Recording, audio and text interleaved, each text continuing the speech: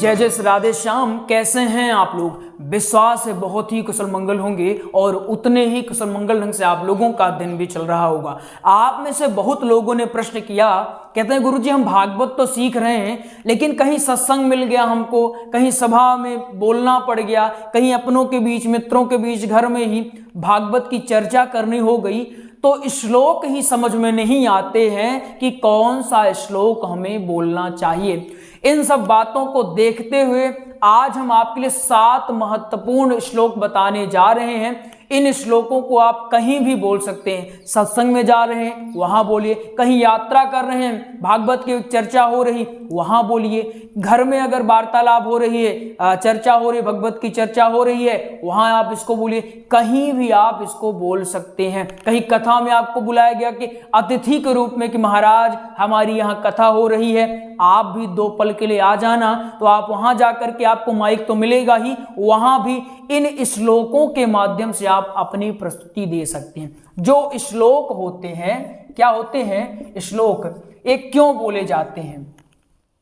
क्योंकि जो हम भागवत की बात कर रहे हैं वो अपनी बात क्या हो जाए, वो अपनी बात सिद्ध साबित हो जाए, प्रूफ हो जाए कि जो ये बात कह रहे हैं ये वाकई में तथ्य इसमें है, कुछ न कुछ बात है। जैसे हम कोई योजना के बारे में बताते हैं कि ये योजना है, लेकिन योजना के साथ साथ अगर हमने उसमें डेट मेंशन कर दिया कि इसकी डेट क्या है, ये किसने लागू किया, ये लागू कब हुई, इसके लाभ क्या हैं, ये सब बता दिए, इसके बाद आप उस योजना के बारे में चाहे जो बताओ, सबको लगेगा कि हाँ इनको सारी जानकारी है। वैसे ही श्लोक होते हैं। आप कोई बात कह रहे हो, उसका क्या प्रमाण है वो आप श्लोकों के माध्यम से दे सकते हो, ठीक है ना। आप कह रहे हो कि भगवान का ऐसा रूप है, वैसा रूप है, अगर आपने बोल दिया सच्चिदानंद रूपाय विश्वोत्पत्त्यादि हेतवे तापत्रय विनाशाय श्री कृष्णाय वयं नमः, अगर आपने बोल दिया तो आपकी बात सिद्ध हो जाती है। आई बात समझ में कि नहीं? तो चलिए नई ऊर्जा और नए उत्साह के साथ आज की क्लास को समझने का प्रयास करते हैं। बहुत ही शानदार क्लास होने वाली है। तो आइए नई ऊर्जा और नए उत्साह के साथ आज के महत्वपूर्ण श्लोकों को समझने का प्रयास करते हैं। हो जाइए तैयार, क्योंकि करने जा रहे हैं आगाज। पहले एक शब्द समझेंगे, जैसे अपनी ट्रिक है, पहले इसको हम करते हैं अलग, पूरा अलग हो गया। 4 श्लोक अभी है और आगे भी अभी श्लोक हैं, ठीक है। ये हमने इसको पूरा अलग कर दिया। ये नीचे वाला अगर दिखाई नहीं दे रहा होगा चिंता मत करिएगा, जब इसको पढ़ाने लगेंगे तो कैमरे को इधर कर देंगे तो आपको आसानी से दिख जाएगा, ठीक है ना। आइए समझते हैं। पहला इसको क्या लिखा हुआ है, वरीयानेश ते प्रश्नः। क्या लिखा हुआ है? वरीयानेश ते प्रश्नः कृतो लोक हितम नृप। नृप, ठीक है ना। अब देखिए आपको 2 लाभ हो रहा है, यहां भी लिखा हुआ है, हम बार बार उच्चारण भी कर रहे हैं, तो मुझे लगता है समझने में दिक्कत नहीं हो रही होगी। कुछ लोग कहते हैं गुरुजी थोड़ा सा समझ में नहीं आया कि ये क्या लिखा हुआ था, तो बोल रहे हैं उससे समझ लीजिए। जो यहां नहीं समझ में आ रहा वो बोलने से समझ लीजिए, जो बोलने से नहीं आ रहा वो लिखा हुआ है, दोनों का लाभ लेना है। इसी को कहते हैं स्मार्ट वर्क करना, ठीक है ना। चलिए ये क्या लिखा हुआ है सब लोग मिलकर बताएंगे। ये लिखा हुआ है वरीयानेश ते प्रश्नः कृतो लोक हितम नृप, ठीक है ना। आया समझ में कि नहीं आया? चलिए अगर ये आ गया तो दूसरा समझते हैं। ये क्या लिखा हुआ है? आत्मवित् सम्मतः। आत्मवित् सम्मतः, फिर पुंसांग, फिर श्रोतव्यादिषु यः परः। श्रोतव्यादिषु यः परः। आया समझ में कि नहीं आया? ये क्या है? ये नृप है, नृप है, ठीक है ना। एक बार फिर देखते हैं। अब हमारी अगर इससे दोस्ती अच्छी से हो जाती है ना, दोस्ती मतलब क्या है, हमने उंगली रखा है, क्या है, आप कहें गुरुजी सिंपल मत पूछा करिए, ये तो प्रश्न है, ये क्या है, ये तो वरीयानेश है, ये क्या है, आत्मवित् सम्मतः है, ये क्या है, पुंसांग, ये क्या है, श्रोतव्यादिषु यः परः। ठीक है ना, आ गया समझ में कि नहीं आ गया? मतलब जब हम उंगली रखें कि ये क्या लिखा हुआ है, तुरंत गुरु जी इतने सिंपल तो बिल्कुल ना पूछा करिए, ये क्या लिखा है, ये तो आसान है बन जाएगा। मतलब जब आप उंगली रखते ही आपके माइंड में आ गया ये तो क्या लिखा हुआ है, श्रोतव्यादिश यह पर है, मतलब आपकी दोस्ती हो चुकी है। ठीक है ना। तो एक बार उंगली रखते आप बताइएगा कि आपसे बन रहा है या नहीं बन रहा। ये क्या लिखा हुआ है आप बताइए। बिल्कुल सही बात है, लोक हितंग लिखा हुआ है। ये क्या है, नृप। ये क्या है, कृतो। ये क्या है, प्रश्न है। ते वरीयानेश आत्मविद सम्मतः पुंसाम श्रोतव्यादिश या परः। क्लियर हो गया ना। चलिए बोलना कैसे वो भी बताएंगे, लेकिन पहले एक एक शब्द, उसके बाद बोलना कैसे वो चीजें। चलिए अब हम समझते हैं ए वाले को।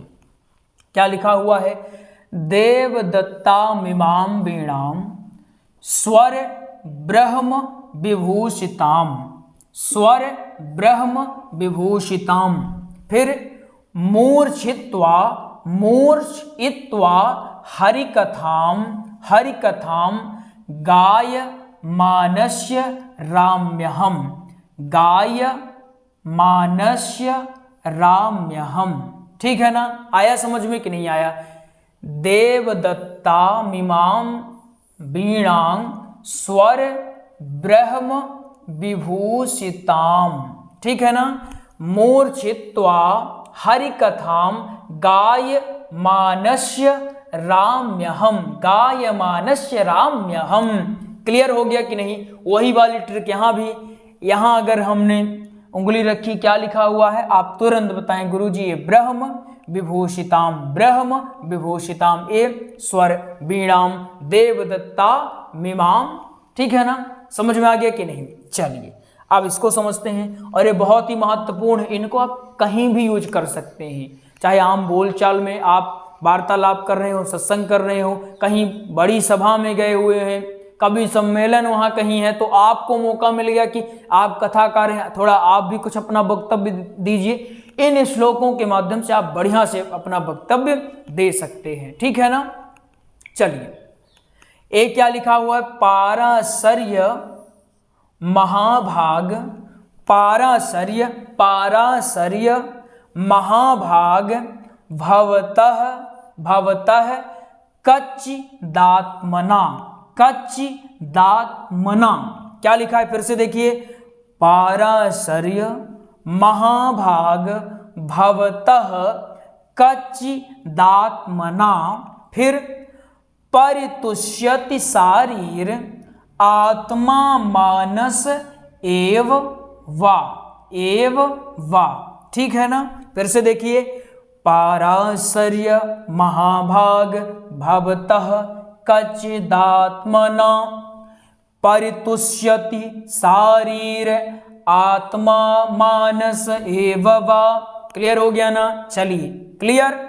उंगली रखा हमने, क्या लिखा हुआ है आप कहें गुरुजी सिंपल नहीं, कठिन वाला पूछे। मानस कच्चिदात्मना, पाराशर्य, ये क्या लिखा है, परितुष्यति। अपने स्तर में भी जैसे हमने बता दिया, तो अपने से भी इसको लिख लीजिए और उंगली रखिए कि एक क्या लिखा हुआ है, सोचना न पड़े आपको। हमने यहाँ उंगली रखा, सोचना न पड़े कि का, फिर ची, आधी ची, ये क्या है यार, बड़ी ची, छोटी ची, क्या लिखा हुआ है, ये सोचना न पड़े, तुरंत आए ये तो कच्चिदात्मना है। कैसे पता, गुरुजी ने बताया है, ऐसे कैसे।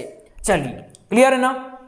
कैमरे को थोड़ा नीचे करते हुए ये चौथा क्या लिखा हुआ है, नारायणं नमस्कृत्य नरं चैव नरोत्तमं, नारायणं नमस्कृत्य नरं चैव नरोत्तमं। नरम, नरम, नारायणं नमस्कृत्य नरं चैव नरोत्तमं।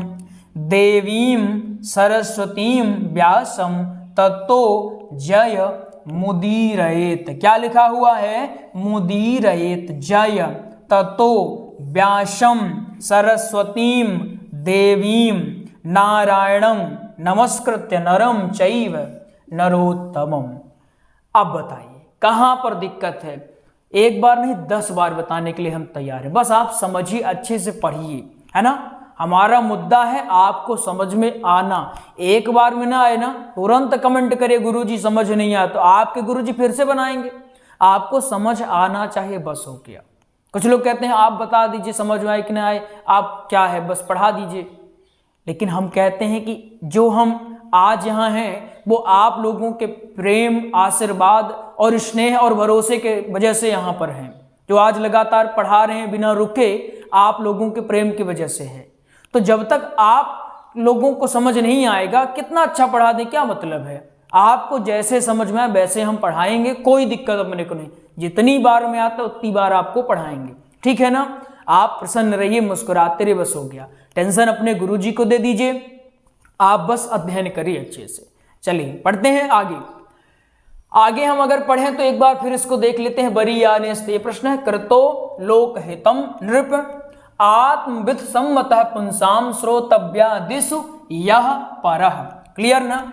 देवदत्ताम, यहां देखिए, देवदत्ताम इमाम वीणा, देवदत्ताम इमाम वीणां स्वर ब्रह्म विभूषिताम मूर्छित्वा हरिकथाम गायमानस्य राम्यहम। फिर पाराशर्य महाभाग भवतः कच्चिदात्मना परितुष्यत शारीर आत्मा मानस एव वा। ठीक। फिर नारायणं नमस्कृत्य नरं चैव नरोत्तमं देवीं सरस्वतीं व्यासं ततो जय मुदीरयेत्। क्लियर हो गया कि नहीं। एक बार चाहे तो स्क्रीनशॉट ले लीजिए इसका, ठीक है, ले लीजिए स्क्रीनशॉट।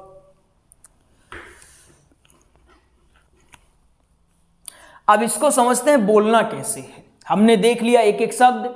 अब इसको व्यास पीठ पर या फिर कहीं ऐसे मंच मिला या कहीं ऐसी सभा मिली तो वहां बोलना कैसे वो देख लेते हैं। इसको कैसे बोलना पहले देखिए। इसको ऐसे बोले, बरीयानेस्ते प्रश्नः कृतो लोकहितं नृप आत्मविद सम्मतः पुंसाम श्रोतव्यादिषु यह परः। दूसरा तरीका, बरीयानेस्ते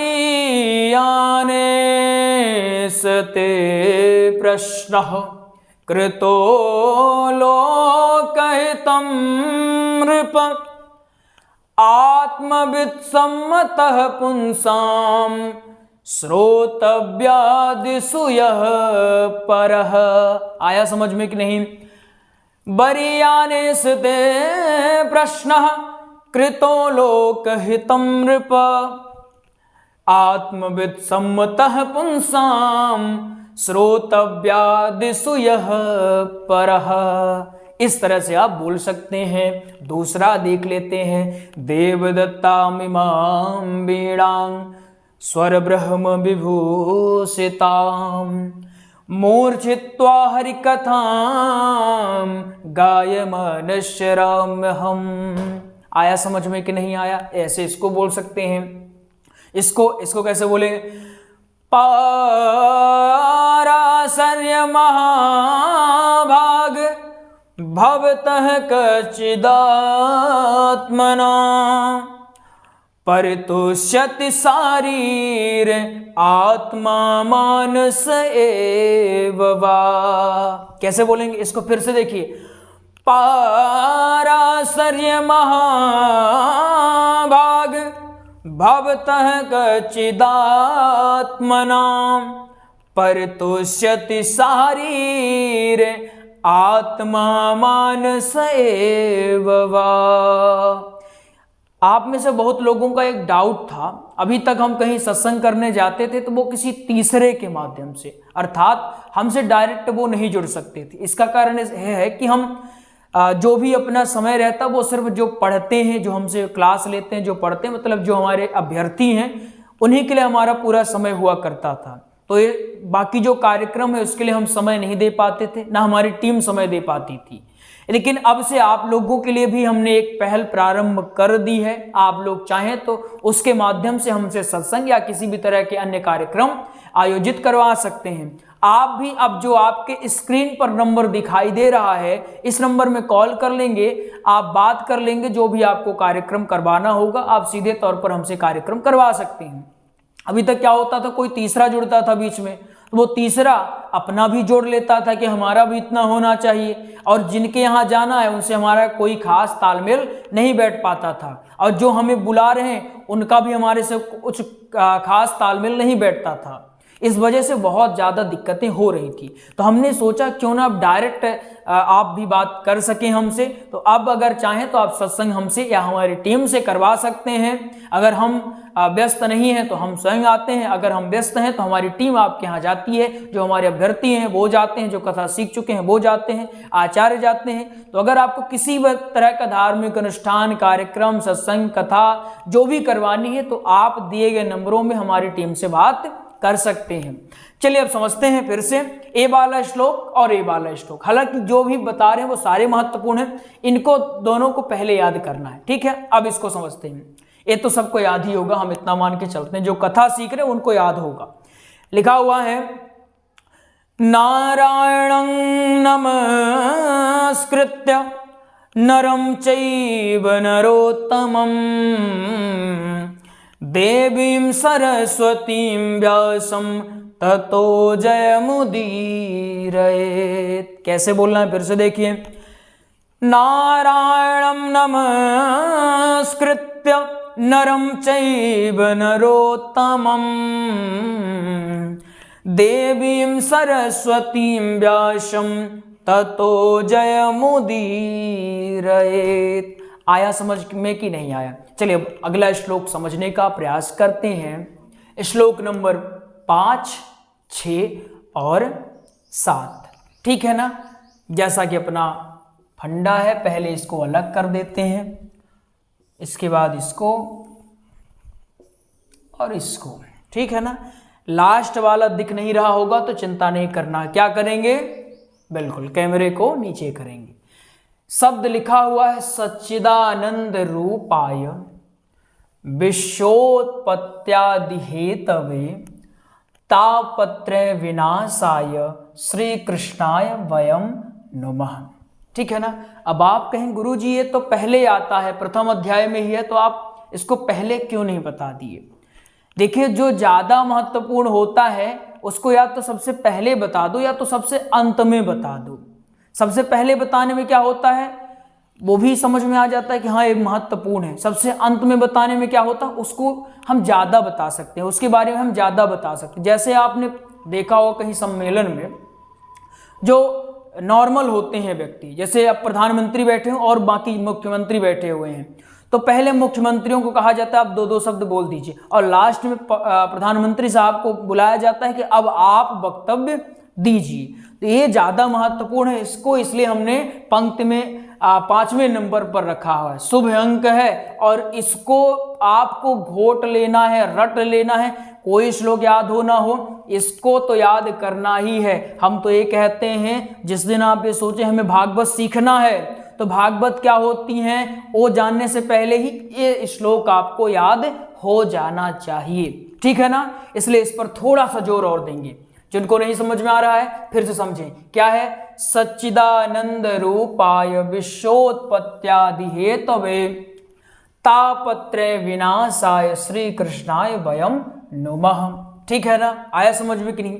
अब इसको समझते हैं। लिखा हुआ है यंग यंग प्रव्रजंत मनु पेत मपेत कृत्यम द्वैपायनो विरह कातर आजुहाव। ठीक है ना।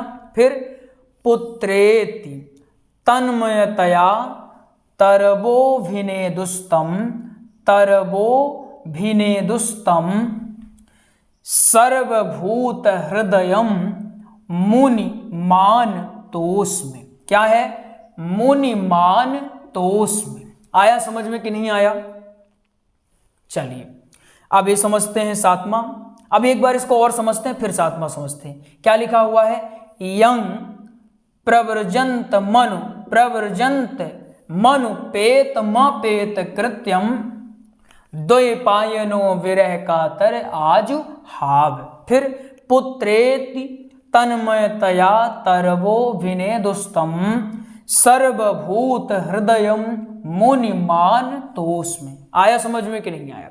चलिए अब इसको समझने का प्रयास करते हैं। यहां देखिए आप, लिखा हुआ है भक्ति ज्ञान विरागाप्तो विवेको वर्धते महान माया मोह निरासस्य वैष्णवैः क्रियते कथम। ठीक है ना, आया समझ में कि नहीं आया? चलिए अब इसको हम समझते हैं बोलना कैसे। एक बार स्क्रीनशॉट आप चाहें तो ले लीजिए, इसका स्क्रीनशॉट ले लें, इसके बाद बताते हैं इसको बोलना कैसे है। ठीक है, हो गया, सबने ले लिया। अब हम ये वाला श्लोक समझेंगे, ये वाला।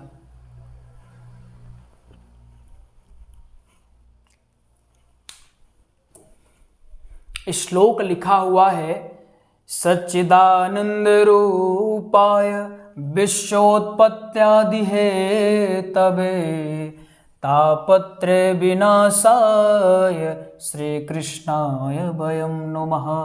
ऐसे बोल सकते हैं। दूसरा, सच्चिदानंद रूपाय विश्वोत्पत्त्यादि हेतवे तापत्रे विनाशाय श्री कृष्णाय वयं नमः। फिर छठा, यं प्रव्रजन्तमनुपेतमपेतकृत्यं द्वैपायनो विरह कातरयाजुहाव पुत्रेति तन्मयतया तरवोभिनेदुस्तं सर्वभूतहृदयं मुनिमानतोऽस्मि। दूसरा, यं प्रव्रजन्तमनुपेतमपेतकृत्यं द्वैपायनो विरह कातरयाजुहाव पुत्रेति तन्मयतया तरवोभिनेदुस्तं सर्वभूतहृदयं मुनिमानतोऽस्मि। ठीक है ना, क्लियर हो गया? अब सातवां देखिए, भक्ति ज्ञान विरागाप्तो विवेको वर्धते महान माया मोह निरासस्य वैष्णवैः क्रियते कथम। भक्ति ज्ञान विरागाप्तो विवेको वर्धते महान माया मोह निरासस्य वैष्णवैः क्रियते कथम। आया समझ में कि नहीं आया? चलिए आ गया होगा। आपको एक जानकारी देते हैं, इसके बाद आज की क्लास को यहीं पर हम विराम की ओर ले जाएंगे। और जो श्लोक आपको बता दिए हैं, अच्छा होगा अगर आप लिख लें, और उससे भी अच्छा ये होगा कि याद कर लें आप। ठीक है ना? आइए आपको एक जानकारी देते हैं। हमने भागवत जी का श्री राम कथा का व सत्संग का, ठीक है ना, हमने प्रॉपर नोट्स तैयार करवा दिया है। क्या हमने नोट्स तैयार करवा दिए? नोट्स आपको पीडीएफ में मिलेगा। ठीक है ना, पीडीएफ में मिलेगा। ठीक है, भागवत जी का नोट्स आपको 1389 रुपए में, श्री राम कथा का नोट्स आपको 1449 रुपए में, सत्संग का नोट्स आपको 441 रुपए में मिलेगा। अगर भागवत का नोट्स हस्तलिखित लेते हैं तो 489 रुपए में मिल जाएगा आपको। कितने में? 489 रुपए में। प्राप्त करने के लिए सिंपल है, इस नंबर में कॉल कर ले। नंबर है 8269386376। इस नंबर में आप कॉल कर लें, आपको नोट्स की जानकारी भी मिल जाएगी और आपको नोट्स भी उपलब्ध करवा दिया जाएगा। अब ये 1389 क्यों है? क्योंकि यह टाइप किया हुआ है। ठीक है ना, और एक क्यों है? ये हस्तलिखित है। ये टाइप है इसलिए 1389 है, ये हस्तलिखित है इसलिए 489 है। इसमें भजनें कम रहती हैं, ये याद रखिएगा। कुछ डिफरेंट आ जाता है, इसलिए शुल्क में भी अंतर आ गया है। बाकी नोट्स बेहतर है, आप इससे अध्ययन कर सकते हैं, लेकिन नोट्स जड़ी बूटी नहीं है, पढ़ना पड़ेगा आपको नोट्स मिल गया, आप विधिवत एक भरोसे के साथ अध्ययन करेंगे तो इसका लाभ आपको अवश्य होगा। आइए मिलते हैं अगले प्रसंग में, तब तक के लिए जय जय श्री राधे श्याम।